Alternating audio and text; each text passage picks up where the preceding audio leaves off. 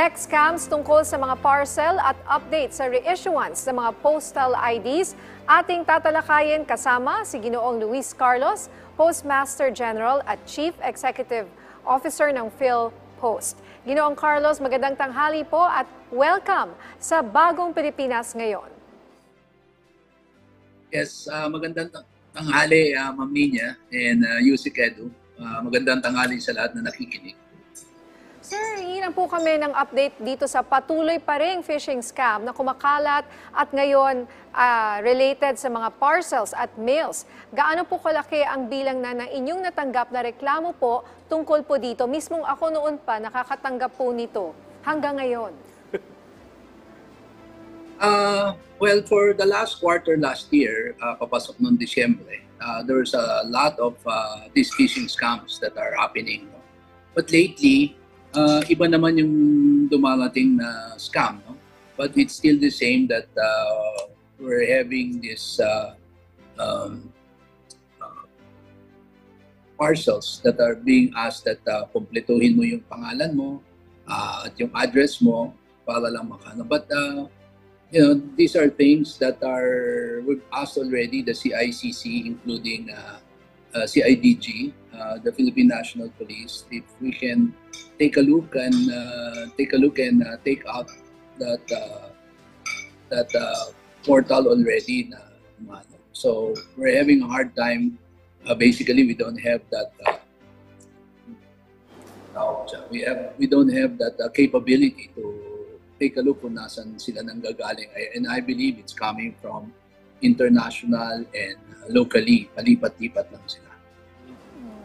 Alright, Sir Luis, para po sa kaalaman natin mga kababayan sa inyong monitoring po, ano po daw ba yung mga pinapadala mga text or email itong mga scammers na ito na nagpapanggap na mga galing sa PhilPost at ano po ang mga posibleng makuha ng mga ito sa kanilang mga biktima?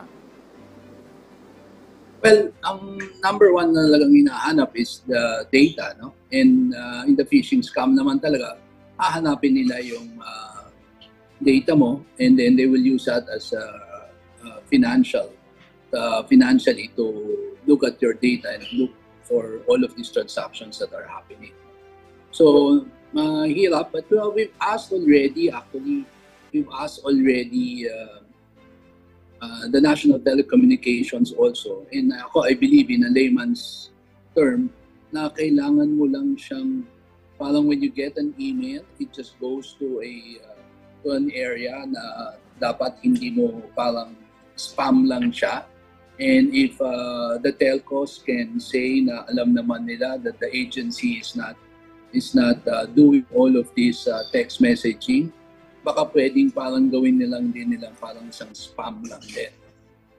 We've asked them kung pwedeng gawin nila yon kasi nakikita naman nila yung text. Maybe they can filter all of these texts that are coming para matigil din.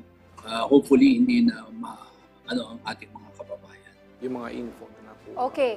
Sir, para po mas malinawan po ang ating mga kababayan, sa anong paraan po ba ninyo pinapaalalahanan ang recipients kung may padala ito na kailangang maklaim sa PhilPost? Well, we don't really put up, hindi kami nagpapadala ng text. No? First of all, we don't send any text to anybody.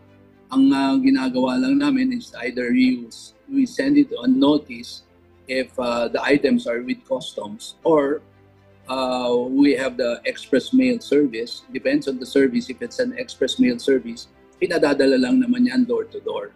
Now, if you have issues with regards to taxes, doon lang naiiwan yan. That's the only time that we send notices to them in a piece of paper. Alright, Sir Luis, kung di po kayo nagtitext, paano naman po kung sa pamamagitan ng tawag, tumatawag po ba ang PhilPost sa mga claimants? At ano po ang madalas na sinasabi ng mga ito? At sa kasalukuyan po, ano mga hakbang ginagawa ng PhilPost upang makasiguro ng kaligtasan ng ating mga kababayan mula sa scam na ito po?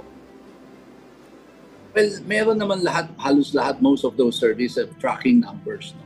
Yung tracking numbers na yan ang ginagamit, and then you can call up or go to the website for track and trace, no? Para mahanap mo. But basically, that's how we work on all of these things na pwedeng, hindi na siya pwedeng makuha yung mga data mo. So, well, as I've said, first of all, hindi kami nagpapadala ng text, and they can go to that tracking number and they can find that tracking number of that parcel kung nandiyan na talaga sila. No? So, basically, they know naman, alam din naman nila na hindi kung meron talaga silang padala at mayroon silang inaasahan na darating. But most of all of these things are coming. Pero lately, as we found out na medyo nagso-slow down na siya. No? Lumilipat na siya sa ibang ahensya ng gobyerno. Hindi na siya nandito kay PhilPost. Pwede ma-check yun.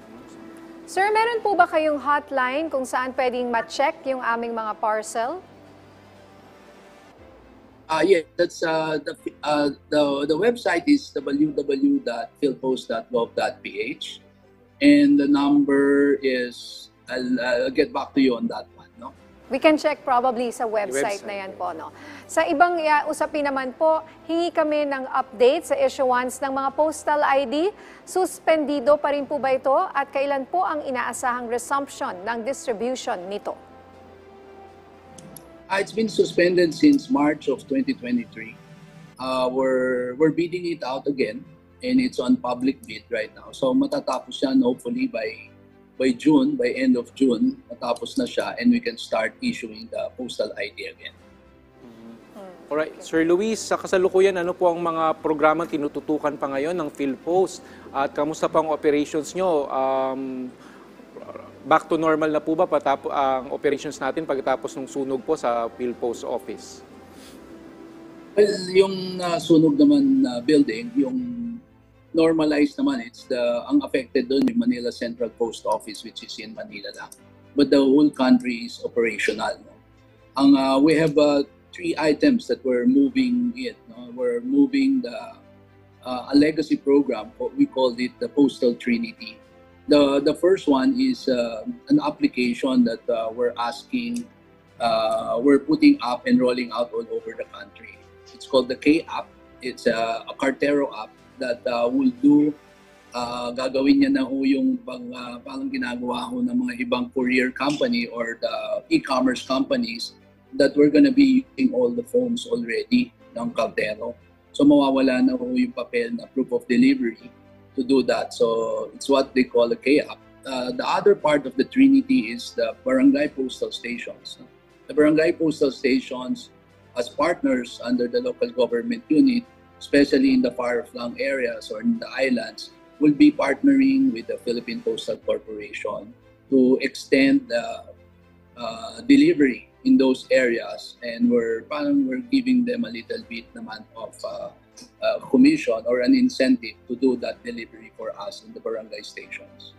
So the other one is the new zip code. We're coming out with a new zip code. It's called PH zip code. It's a 7-digit alphanumeric.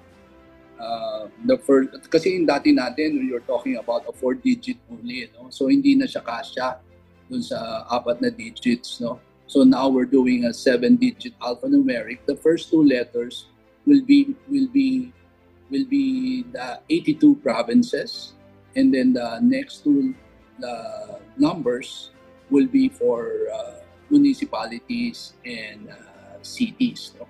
Out of the 1,600 municipalities and cities. And the last 3 numbers will be the 42,000 barangays. So medyo granularized na yung delivery. We will know already what barangay you will be in. Technically, we're rolling it out internally first. But maybe by June, once we have finished the sorting scheme for the letter sorting machine that we have here, maumpisahan na namin po na gagamitin na yung 7-digit PH zip code that we call. So those are the 3 things that are happening. It's a legacy program. We are not reinventing the wheel. It's the same thing as what the private sector is using. So hopefully that will answer the reliability of the postal office in terms of the delivery commitments also. Okay, Sir Luis, before we let you go, kumusta po ang restoration ng Manila Post Office? Balita nga po namin ay ito ay gagawing tourism destination. Well, the building we just finished the DAES. No? It's called the Detailed Architectural Engineering Study. Kung ano yung kailangan na retrofitting ng building. By this week, thanks to TIESA, through Secretary Frasco, they've helped us already put up that bidding on the Detailed Architectural and Engineering Study.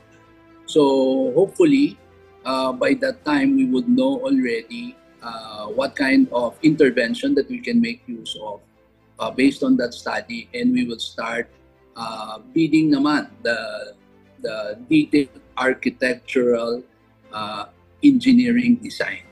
So that design, basically yung labas po niya, pareho pa rin. We're just gonna restore that, and ang aayusin lang po yun.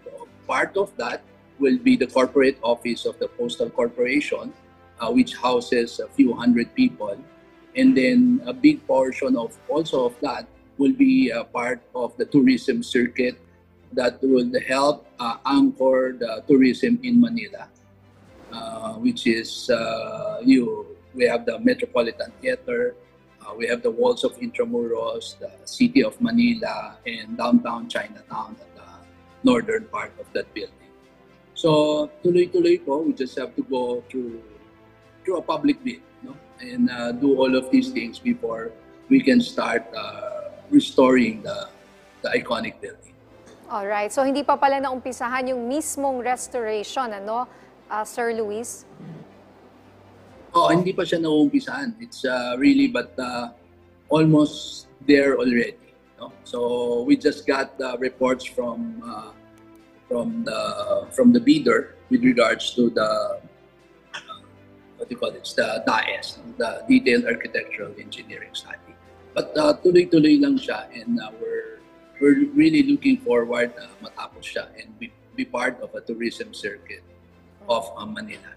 Last question po, mga kailan niyo po nakikitang matatapos po itong restoration ng Manila Post Office? Offhand, it's gonna be 100-year-old. 100 taon na siya, Ma'am Nina, by 2026. No? So hopefully by 2025, matapos namin yan, and by 2026, by tama-tama after 100 taon niya, centenarian na siya, we will finish that building.